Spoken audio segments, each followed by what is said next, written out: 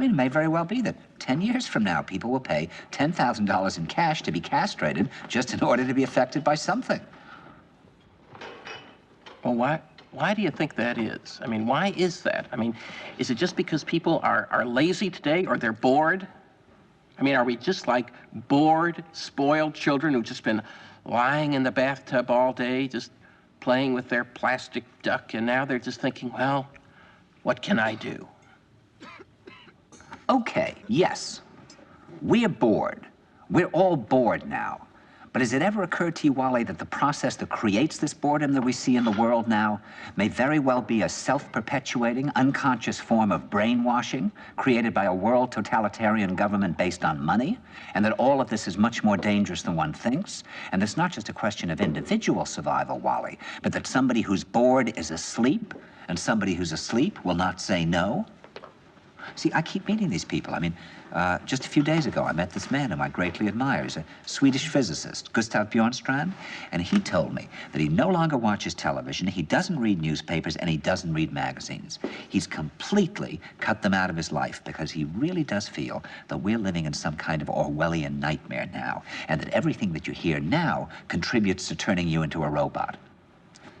And when I was at Findhorn, I met this extraordinary English tree expert who had devoted his life to saving trees. Just got back from Washington, lobbying to save the redwoods. He's 84 years old. He always travels with a backpack because he never knows where he's going to be tomorrow. And when I met him at Findhorn, he said to me, "Where are you from?" And I said, "New York." He said, "Ah, New York, yes, that's a very interesting place. Do you know a lot of New Yorkers who keep talking about the fact that they want to leave but never do?" And I said, "Oh, yes." And he said, "Why do you think they don't leave?" I gave him different banal theories. He said, "Oh, I don't think it's that way at all." He said, "I think that New York is the new model for the new concentration camp, where the camp has been built by the inmates themselves, and the inmates are the guards, and they have this pride in this thing they've built. They've built their own prison, and so they exist in a state of schizophrenia, where they are both guards and prisoners, and as a result, they no longer have, having been lobotomized, the capacity to leave the prison they've made, or to even see it as a prison." And then he went into his pocket and he took out a seed for a tree and he said, "This is a pine tree." He put it in my hand and he said, "Escape before it's too late." See, actually for 2 or 3 years now, Chiquita and I have had this very unpleasant feeling that we really should get out. And we really should feel like Jews in Germany in the late 30s. Get out of here. Of course, the problem is where to go, because it seems quite obvious that the whole world is going in the same direction. See, I think it's quite possible that the 1960s represented the last burst of the human being before he was extinguished, and that this is the beginning of the rest of the future now, and that from now on there'll simply be all these robots walking around, feeling nothing, thinking nothing, and there'll be nobody left almost to remind them that there once was a species called a human being, with feelings and thoughts, and that history and memory are right now being erased, and soon nobody will really remember that life existed on the planet. Now, of course, Bjornstrand feels that there's really almost no hope, and that we're probably going back to a very savage, lawless, terrifying period. Findhorn people see it a little differently. They're feeling that there'll be these pockets of light springing up in different parts of the world, and that these will be, in a way, invisible planets on this planet. And that as we, or the world, grow colder, we can take invisible space journeys to these different planets, refuel for what it is we need to do on the planet itself, and come back.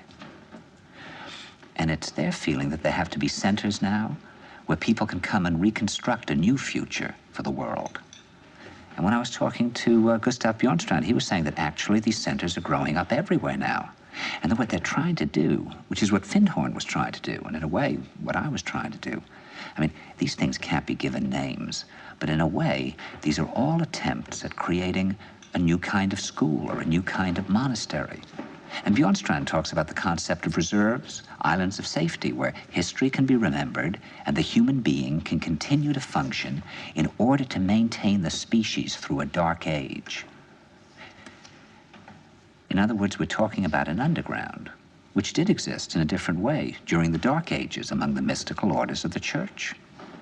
And the purpose of this underground is to find out how to preserve the light, life, the culture, how to keep things living.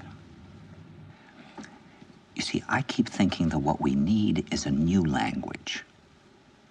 A language of the heart. Languages in the Polish forest where language wasn't needed. Some kind of language between people that is a new kind of poetry.